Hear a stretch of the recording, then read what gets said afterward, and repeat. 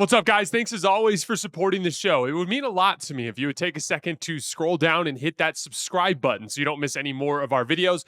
Also, make sure you follow us all over social media so you don't miss any of our content or show announcements. Number 24, Trae Young. Last season in review, he played in 76 games. Averaged 24 points, 3 rebounds, and 12 assists. 1.4 stocks. Decent steals guy over the course of the last couple seasons. His efficiency, 41% from the field, 34% from three, 88% from the foul line, represents 49% in effective field goal percentage, 57% in true shooting. This is a lot having to do with his free throw rate. He's a high free throw rate, and he shoots the ball well when he gets to the foul line. That allows him to have a high true shooting percentage relative to his actual ability to put the ball in the basket. Play type data. Consistently one of the highest volume pick and roll players in the NBA. He ran over 2,000 pick and rolls last year, including passes. For perspective, when I've done the high volume pick and roll list each summer, I typically have the cutoff at 1,000. He's ran over 2,000.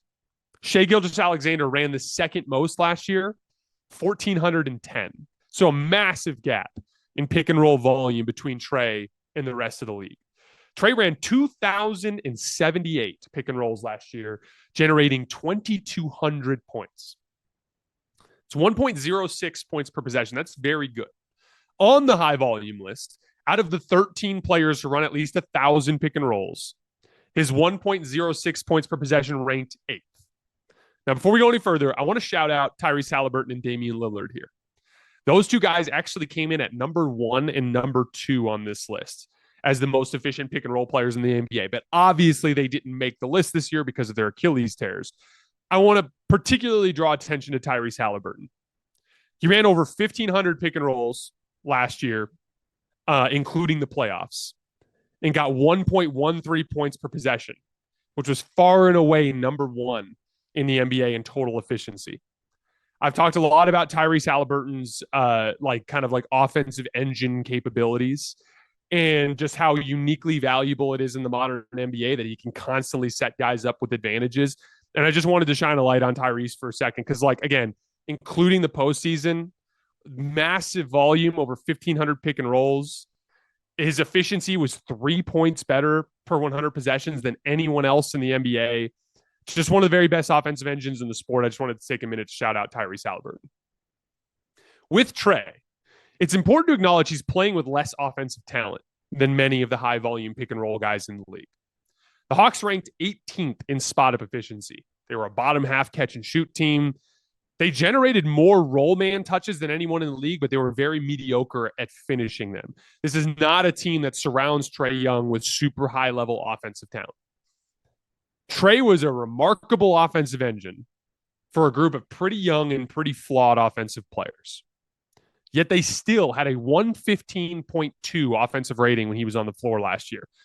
That would crack the top 10 among teams in the NBA. Their offense cratered to 8 points worse per 100 possessions when he was off the floor. For Trae, he falls into that category of relentless advantage creation. The concept we've discussed with respect to James Harden, Nikola Jokic, Luka Doncic, Tyrese Halliburton, this idea of these players that just set up their teammates with a massive volume of possessions where they have the ball with a player sprinting at them rather than the player standing directly in front of them. And that manifests with easier opportunities that even flawed basketball players can capitalize on. Trae is a relentless advantage creator. It is that rather than versatility that he brings to the table. A guy like Jamal brings that versatility, the ISO play, the ability to beat switches, things along those lines. For Trae, it's the singular talent of advantage creation. Trae Young is not a very good ISO player. He shot just 30% from the field last year, from the field out of ISO, just 0.8 points per possession. He wasn't good, including passes either. He's not an ISO player. He's not nearly the tough shot maker that Jamal Murray is. He doesn't get to the rim a ton. He misses more than half the time when he gets there. So he is vulnerable to switching schemes. That's the big offensive weakness for a guy like Trae Young. But he provides a reasonable facsimile of what Tyrese Halliburton brings to the table as a lead guard. Excellent transition passing, kick ahead passes. That unlocks the athletes on this Hawks roster. I'm specifically super excited to see a full season of a healthy Jalen Johnson and Zachary Ristache running the wings. Those are two of the best floor runners in the NBA. Obviously, more athletic depth with Dyson Daniels and Nickeil Alexander-Walker. Trae is relentless with kick-ahead passes. That is going to be a super high value add for the Hawks this year. That is what I mean when I say like that reasonable facsimile of what Tyrese Halliburton brings to the table. But he's also the quintessential pick and roll player against like traditional coverages. Like if you're chasing Trae over the top of screens instead of switching, he's got everything you need to succeed there. He's a good drop coverage scorer. Like with his pull-up three-point shooting, this is a perfect example of the difference between him and ISO versus at a ball screen. So envision a pull-up three, so an off-the-dribble three. In a ball screen, it's probably going to be because you dribbled off the screen and the guy got hit. Because he got hit, big man's too far back, there's an opening for him to settle into a pull-up three. A pull-up three at an ISO, the defender is squared up with him, and he has to make some kind of move to get separation, a sidestep, a step back, something along those lines, maybe a hesitation dribble, pulling the ball further away from the basket, whatever he needs to do to get that pull-up three out. Very different type of shot. Trae Young was below 20% on pull-up threes out of ISO last year. He was 37% on pull-up threes out of pick and roll. That is a perfect example of that dynamic that I'm talking about. The same thing goes with two-point shooting. What does a two-point jump shot look like, or two-point shot of any kind look like out of a ball screen? It's a floater because the guard got caught on the screen and the big's too far back, or a little mid-range pull-up, something along those lines. They are open shots that are being conceded in the action. Whereas a two-point shot out of ISO, that's more of I've got to get separation from an on-ball defender. Trae Young shot 36% on twos out of ISO last year, 46% on twos out of ball screens. That's kind of the dynamic with Trae. That's what makes him so susceptible to switching schemes. That's why their front office went out to go get a guy like Kristaps Porzingis to help give him an ability to have some resilience against pick and roll switching. But against traditional coverages, he scores the ball plenty well enough to unlock his greatest strength, which is that he's one of the great passers in the NBA. He's incredibly gifted in ball screens at looking off backline defenders with no-look passes that open up angles for bounce passes and lobs to bigs that are on the roll or cutting along the baseline. He can make skip passes to the corner with either hand. He's a great left-handed passer. That ability to relentlessly create advantages for his teammates is what puts him into that special category of elite offensive engines in the NBA. Let's go back to the Jamal Murray example. Jamal Murray can credibly make the reads. He can reach a certain floor as a playmaker that can allow him to run a bench group or to be a reasonably good lead ball handler, right? But Jamal could never come close to leading a team like this Hawks team to the offensive heights that Trae Young has lifted them to. It's not something he's capable of doing because he's not the relentless advantage hunter and creator that Trae Young is. Conversely, if the roles were reversed and Trae was in Denver, he wouldn't be as successful with Jokic as Jamal Murray is. Jokic doesn't need Trae's relentless advantage creation. He's a relentless advantage creator himself. There's a redundancy there, a diminishing return. And Trae isn't nearly as gifted as a tough shot maker. So Trae's vulnerability to switching would be a ceiling lowering effect in that Denver Nuggets offense in a way that Jamal is not.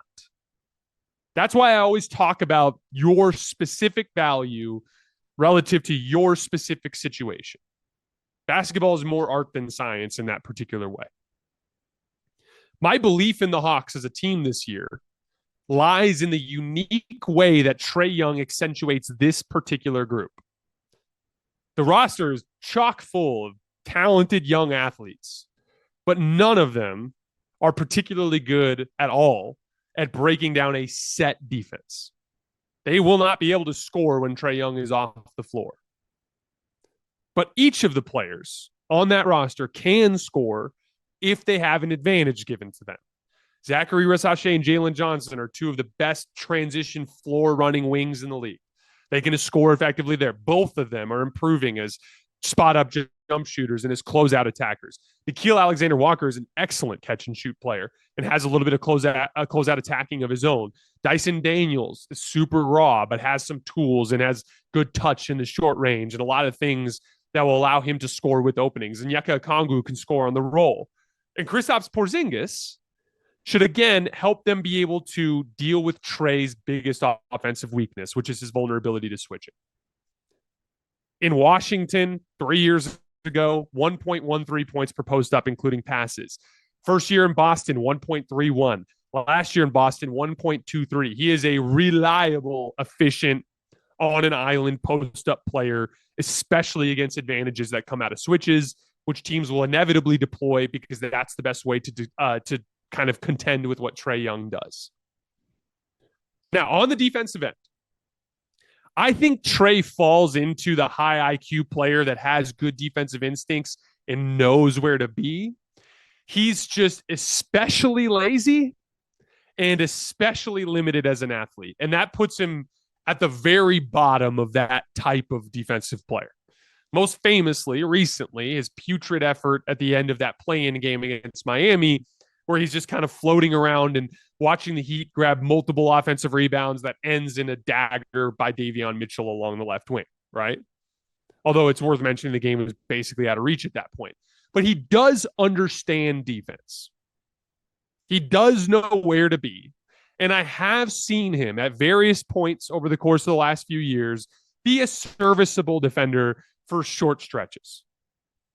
He's a quick guard. He can cover ground in rotation. And like we mentioned earlier, he does understand where to be. But his limitations are so loud because of his lack of physical tools. And so that kind of prevents him from getting to the same level of the other great offensive engines in the NBA.